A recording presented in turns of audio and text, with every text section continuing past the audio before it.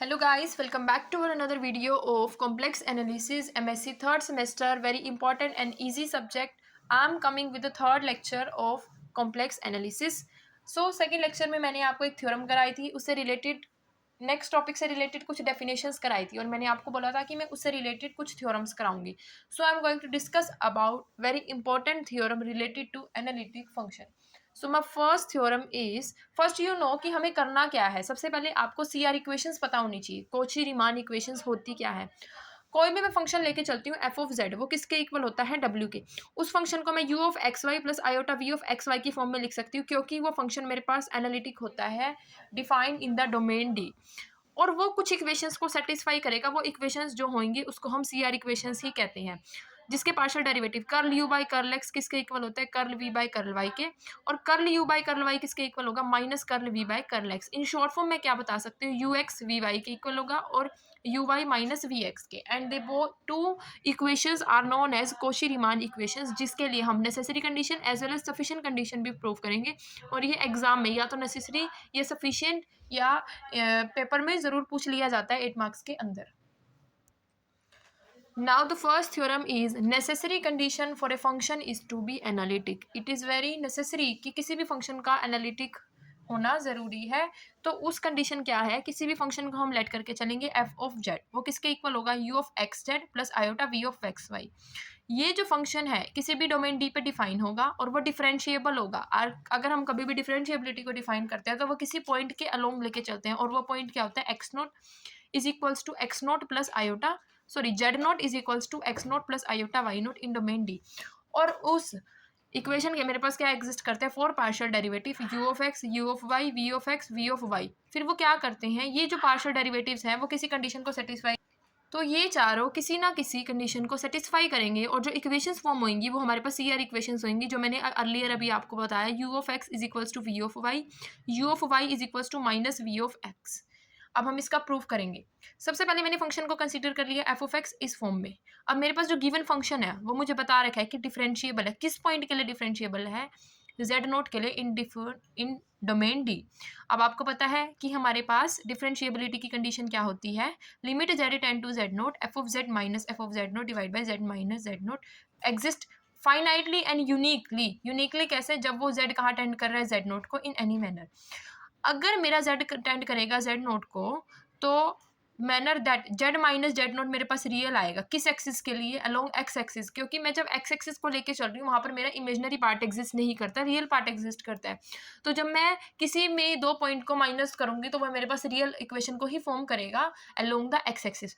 तो मैंने यहाँ पर क्या करा, दो इक्वेशन फॉर्म करी, एक जेड नोट और एक जेड. जेड इक्वेशन क्या बनेगी, अब मैं अलोंग एक्स एक्सिस लेके चल रही हूँ तो एक्स एक्सिस के अलोंग वो जो गिवन इक्वेशन है z naught is equals to x naught plus iota y naught, वो तो एज इट इज रहेगी. लेकिन मुझे पता है कि z minus z naught purely real होगा अलोंग एक्स एक्सिस. तो अलोंग एक्स एक्सिस मैंने जेड को किसके इक्वल ले लिया, x plus iota y naught. मतलब मैंने डिफरेंस दिखाने के लिए दो पॉइंट लेके चली हूँ और वो दोनों पॉइंट रियल फॉर्म होंगे अलोंग एक्स एक्सिस.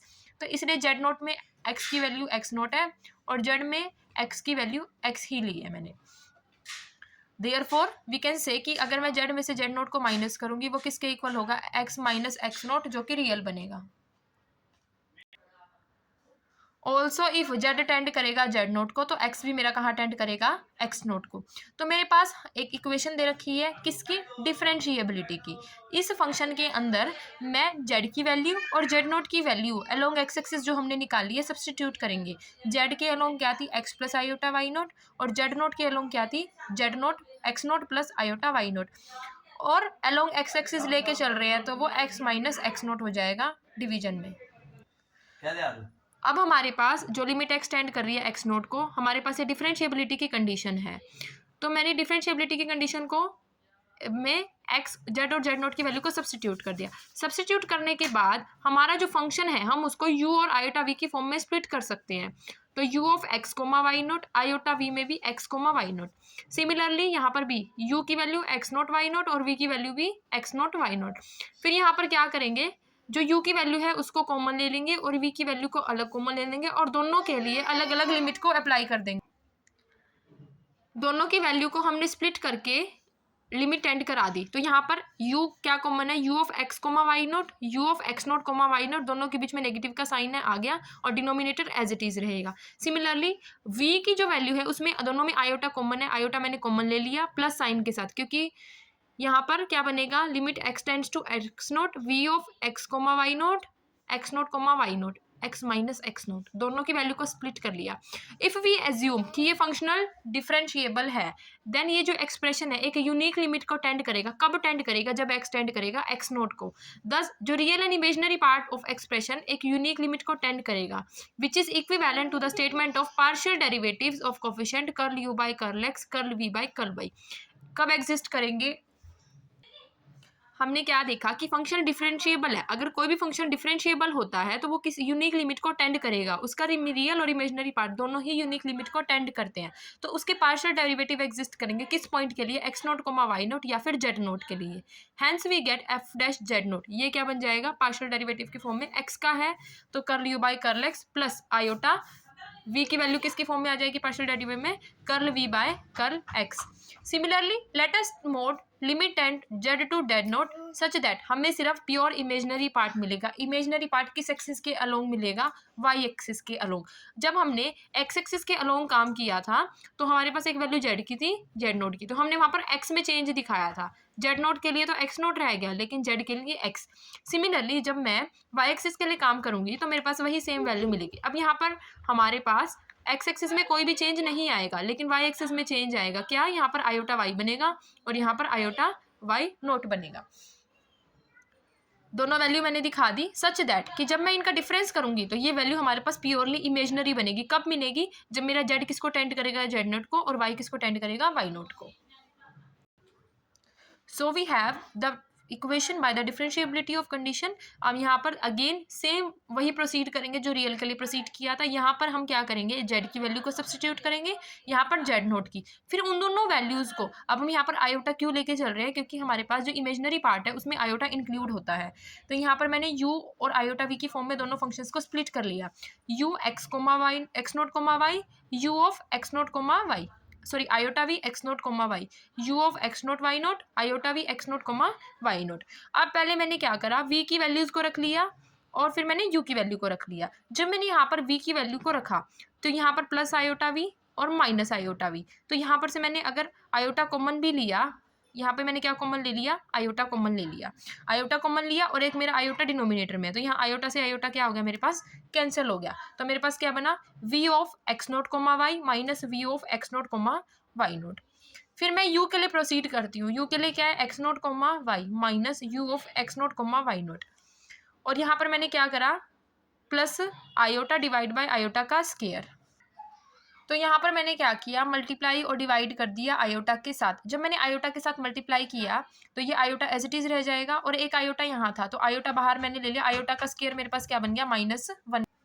तो मैंने आपको बताया था यहाँ पर v की वैल्यू स्प्लिट होगी, यहाँ पर u की। मैंने बताया था यहाँ पर माइनस आयोटा कैसे आया, मेरे पास प्लस का आयोटा था डिवाइड बाय आयोटा का स्क्वायर था, आयोटा का स्क्वायर -1 होता है तो प्लस माइनस माइनस आयोटा यहाँ पर बन गया। वही सेम क्या कह सकते हैं, फंक्शन हमारे पास डिफरेंशिएबल है तो इसका रियल और इमेजिनरी पार्ट भी डिफरेंशिएबल होगा, इसलिए इनके पार्शियल डेरिवेटिव एग्जिस्ट करेंगे। क्या, curl v by curl y minus iota curl u by curl y।